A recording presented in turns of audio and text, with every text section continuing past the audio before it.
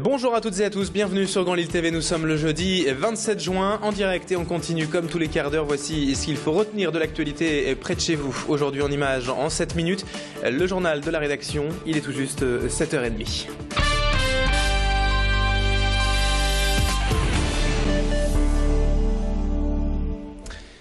Et on démarre tout d'abord cette information avec cette édition, avec cette information judiciaire. Le procès du vice-versa a été reporté hier à la rentrée prochaine, le 4 septembre exactement. Souvenez-vous, à la mi-avril, les deux gérants et un client de ce bar gay du Vieux-Lille avaient été victimes d'une violente agression homophobe en plein débat national sur le mariage pour tous. Le procès des 3 agresseurs présumés devait donc se tenir hier au tribunal correctionnel de Lille. Mais un défaut de procédure a entraîné le report de l'audience au mois de septembre. En attendant, les victimes craignent de nouvelles agressions et espèrent que justice sera faite lors du procès. Malgré le report de l'audience, hier, écoutez tout de même l'un des avocats d'être victime, maître Yann Pedler, au micro de Adélaïde Bollard et de Bérénice Lemestre, à la sortie de cette audience reportée donc. Cette stigmatisation des homosexuels a créé une ambiance qui est extrêmement désagréable et c'est pour cette raison que le renvoi de cette affaire aujourd'hui est très traumatisante et très dommageable pour les victimes et aussi pour l'ensemble des homosexuels qui attendent que la justice rende une décision claire qui puisse rappeler quelles sont les règles du droit républicain, notamment la condamnation des injures homophobes. L'information à la une de ce jeudi également, mais en bref, dans cette édition, ce sont les chiffres du chômage publiés hier par Pôle emploi. Et pour une fois, après plus de 2 ans et demi de hausse consécutive, le mois de mai a enregistré une certaine stabilité. Enfin, le mois dernier, dans la région Nord-Pas-de-Calais, on a en effet compté que 207 chômeurs de plus, soit une petite hausse de 0,1%, donc 259 670 demandeurs d'emploi en tout. La hausse reste tout de même à plus de 11,5% depuis un an. Et puis précisément dans le département du Nord, on compte des chiffres sensiblement identiques avec 210 chômeurs de plus en mai, soit 169 047 personnes sans emploi. Les soldes d'été, édition en 2013, ont donc démarré en fanfare hier dans la région.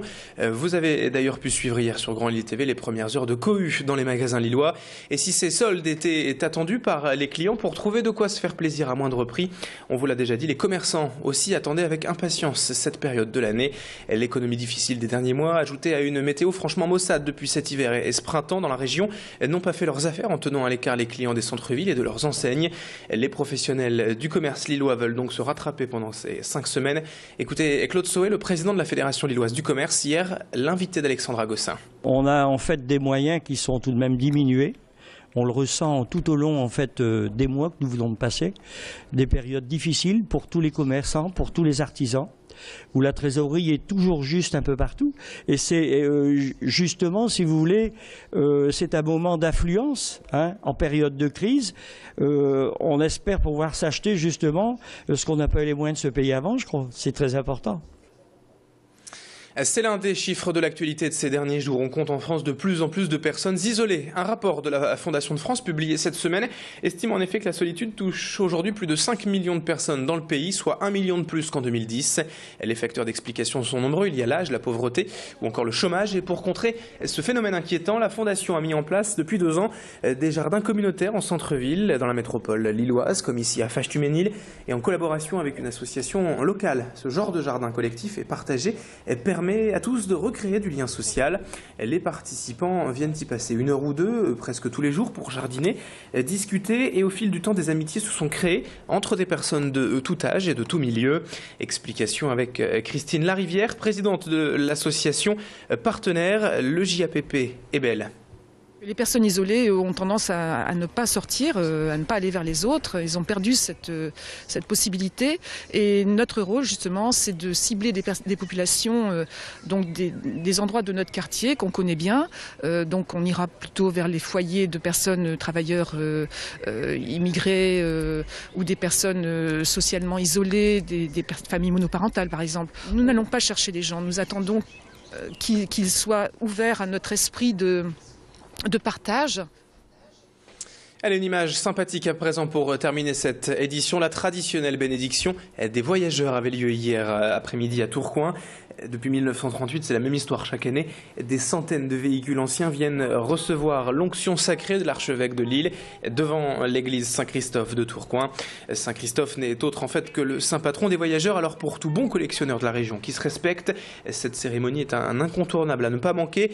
Au moins 350 passionnés sont venus se faire bénir ainsi que leur voiture hier à Tourcoing. Tout était regroupé sur le parvis de l'église durant la messe, puis Monseigneur Laurent Ulrich, archevêque de Lille, a procédé à la traditionnelle bénédiction devant la foule. On écoute quelques-uns de ces passionnés collectionneurs au micro de Tanguy Lécluse. C'est vrai que cette manifestation est quand même assez sympa puisqu'elle retrouve à la fois des valeurs sur l'automobile, les valeurs aussi chrétiennes qui sont les miennes bien sûr, et puis les copains, on est assez contents. Donc ça c'est les copains, voilà, ça c'est les copains. Le côté vieille voiture et amusement plutôt, un jeu, je pense qu'aujourd'hui il est bon d'avoir un petit jouet à la maison.